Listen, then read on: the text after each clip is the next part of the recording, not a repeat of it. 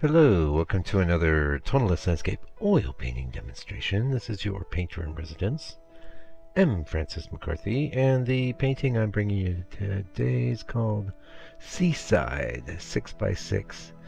Not the world's most original title. It could be temporary, but you know, think it's a pretty cool painting. I think you'll enjoy watching me do it.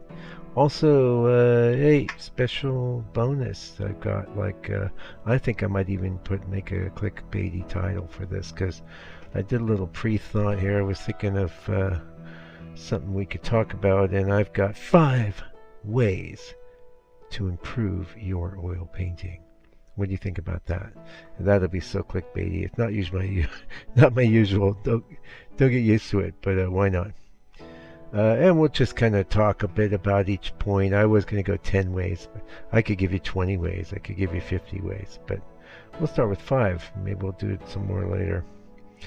What's the, I don't even know, in no particular order. How about that? One great way to improve your painting is to plan ahead, as I am doing here. But even more so than this, I took about, I don't know, 15, 20 minutes, half hour. I was working on one today that was taking a lot of time before I come up with some sort of image manipulation in Photoshop that I thought was going to be, even then I know that there's going to be a lot of things that have to be done while I'm painting. It's not just going to be a copy of the reference. But plan ahead, you know, start by having big folders full of reference you think might make good paintings. That could be paintings by master artists, or that could be photographs you've come across, or even better, photographs you've taken yourself. Yeah, and so you grab one of those and start working with it. You know, even if you're like on a phone, you'd be surprised what you can do with some of these little phone apps. They give you some sort of creative you know, result. So that would be, let's call it number 1, plan ahead. Yeah, okay, let's say we'll see how far we get. Number 2, this is work at a good pace. This video is sped up about 5 or 6 times faster than I painted it. In the members area, you can check it out real time, and I'm talking as I paint. I'm passing on real good tips there. That's $6 to, and you also get to see the reference. That's $6 a month, by the way, not per painting. You can see the reference image. I talk about some challenges I think will be involved with the reference image, and then you get to see color mixing. This painting, it was a big chunk of the painting, really. And there I'm always talking about what my rationale is, and you know, we deviate from those color mixes a bit, but really cool to wrap your head around what you're gonna do. Yeah, so master's area, check it out. Yeah, so working at a good pace, you want to just move through things. One of the absolute best comments I ever got on this channel, and I've got lots of good ones over the years, was, I'm sorry I don't remember your name if you come across this video, but he said you work with the calm, cool precision of a good dentist, and I think that's awesome. Now obviously there's tons of inspiration and intuition coming into play as I'm working, but I'm moving at a regular, even pace through the whole painting. I'm not going to allow myself to get too hung up on any one part of the painting. You know, just move through it, cover it all up. I had a student in the studio yesterday, and that was one of my tips I gave her, is to cover up all the white, get it all covered up, and then start messing with it. And while you're covering, you know, modulate, you know, that's a bonus tip. Okay, so you saw the beginning part of this video. We had the blank board, and then we did an underpainting. So tip number 3, the previous one was tip number 2. Tip number 3, do an underpainting like I did in here. So that underpainting, you're still looking at a good portion of it. That was a little bit of that Paraline black / green, mixed with some burnt umber, and I brought in just a tiny amount of the alizarin crimson to kind of balance it out. And I think that looks really groovy. It was real complementary to the color of the board itself. Yeah, and I have a much more extensive video I'm working on that'll be the support yourself as an artist video. I'm looking at the notes underneath my monitor right there. Yeah, so underpaint, doing underpainting. You know, in the underpainting you can figure out really the number one way to kill your painting is with the bad composition, the ratios of and relationships of shapes to each other, and how they relate to the proportions of the board itself. That would be a good definition of composition in painting. And really, composition involves how you're moving the eye through the painting. So you want to be thinking about these things. There's lots of different compositions. This is kind of, I guess, a sea composition. There's nothing of interest on the ocean side, but it doesn't really matter because we kind of expect that. So we sort of come in, I think, at the you know, the lower R right, you know, we go up through the coast itself and down to the back, up into the clouds, and then we kind of circle around a little bit. So maybe it would almost be your eyes moving like an O. I do think it comes back into the painting. Now, I'm not always like, in fact, this is the first time I've expressed that idea to myself about this painting, because everything I did was compositional. Mostly I just know the things you watch out for. But getting back to the topic above, you know, is the underpainting is the time to solve these problems. You know, you've got a limited amount of values, but you have some values. And that'll be a factor in your composition. But it's very easy to, if you see something's a little out of proportion or doesn't feel quite right, just wipe it off with a little bit of linseed oil and go back in and do it again. And this is without working with mountains of semi-dry or very wet or any kind of paint on there other than thin. You can use burnt umber. This is kind of like a black approach I'm doing here, but I'm just playing around. You know, it doesn't. I like burnt umber better than raw umber. I'll say that because raw umber is like kind of really transparent unless you lay it on real thick.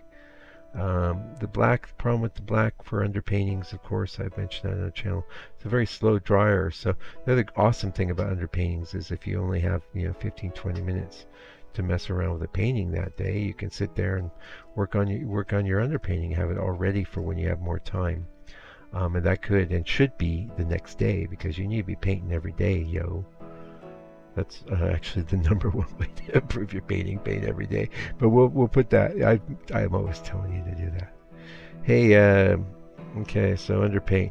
We're gonna have an ad for the book coming up soon, and yeah, got a bunch of orders this week. Really appreciate it, and really even more so appreciate all the positive emails and feedback I get, both on the comments in the video and the emails and stuff. It's awesome.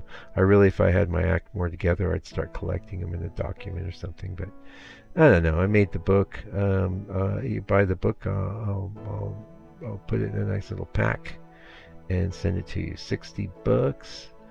I worked on it for the 2 years of this whole lockdown stuff we had out here.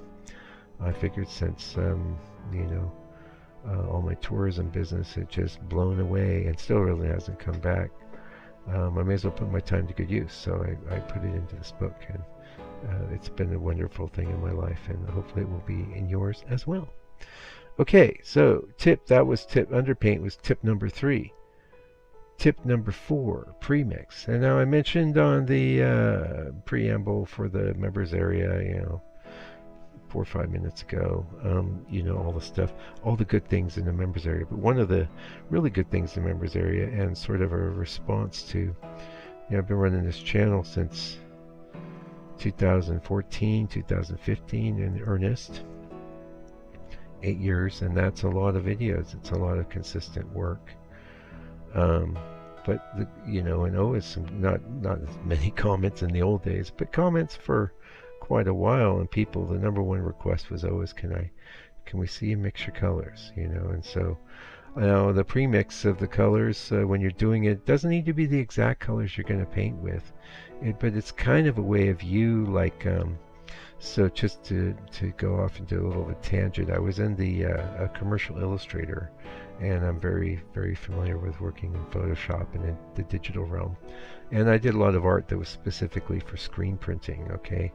So in screen printing, you're going to have to pull off, imagine trying to pull off an image like this with only really 6 colors, because you have black, you have white, they're already taken up. You know, how are you going to break that down? And how you break it down and think about it is very important. Now, of course, we're not anywhere near as limited in creating an actual oil painting, even with a subtle palette, as I was in the screen printing world. But it's extremely valuable for you to have a look at that image and start breaking it down into big chunks. Like I try not to go over, like, say 14 pre-mixed colors, and you know, it could be 10, it could be 3, you know, it all depends on the scene in front of me, and what it is I'm trying to do. But that's something that you can do to really improve your paintings, because it's well, I'll tell you the other big benefit. I mentioned this on the channel a zillion times, but you know, it could be new because I got the whole clickbait title that's going to be on this. So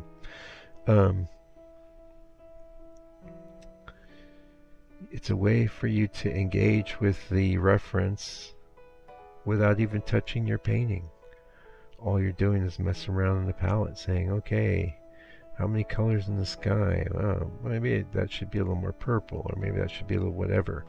It just makes so a lot of what the way I'm teaching you to paint, or trying to impart to you, is you break the whole process down into more digestible chunks. Like you have an underpainting stage, that's pretty digestible. You don't have to worry about color there. This pre-mixing stage, that's quite digestible, because heck, you're not even slapping paint on the painting. While you're slapping the paint on the painting, you got to figure out what angle of the brush, and how much paint to use, and you better be modulating. You got to always be modulating. That would be another video where we're talking about 5 ways, because again, there's 50 ways, there's 100 ways, who knows how many. So that's premix, you know. Also, oh, great thing about the premix is that say it's coming up to lunch, or it's coming up to dinner, you premix those colors, you know, they're sitting there, and leave them on the bench. You know, you're gonna, after dinner, you're gonna think, oh, maybe I'll just turn on this here TV and say, well, I'll just go look at YouTube for 1 minute. Oh, Mike's got a video up there, let's have a look at what he's got to say. Next thing you know, it's the next video, the next video, the next video. You didn't do anything. But with your colors sitting on that table premix, you ain't gonna want to throw that away. Come on. Would you be able to respect yourself if you were so lazy that you pre-mixed colors to work that night and you didn't even use them? You won't. You go paint. And then if you do paintings, you'll be good. The more paintings you do, the better you'll be.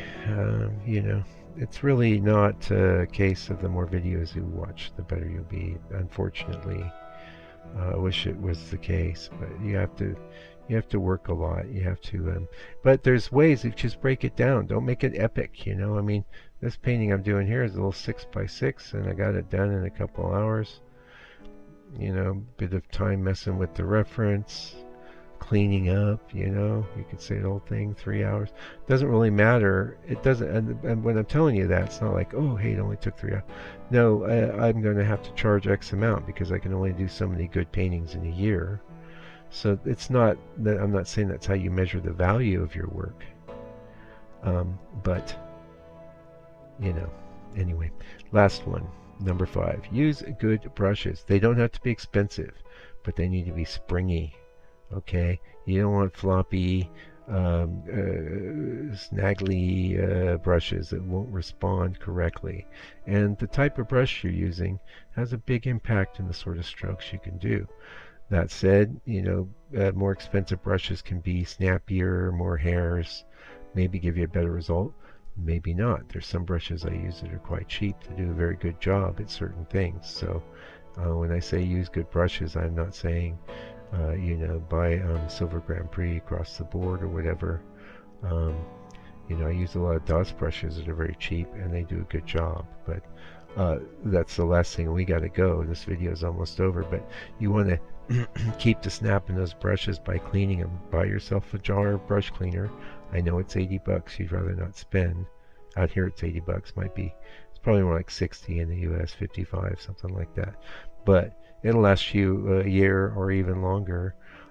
First you clean your brush with a little bit of mineral spirits in a jar with like a mesh screen in it. And then you get the brush soap out and lather it up real good until you keep squeezing it out until you see there's no pigment left in the brush.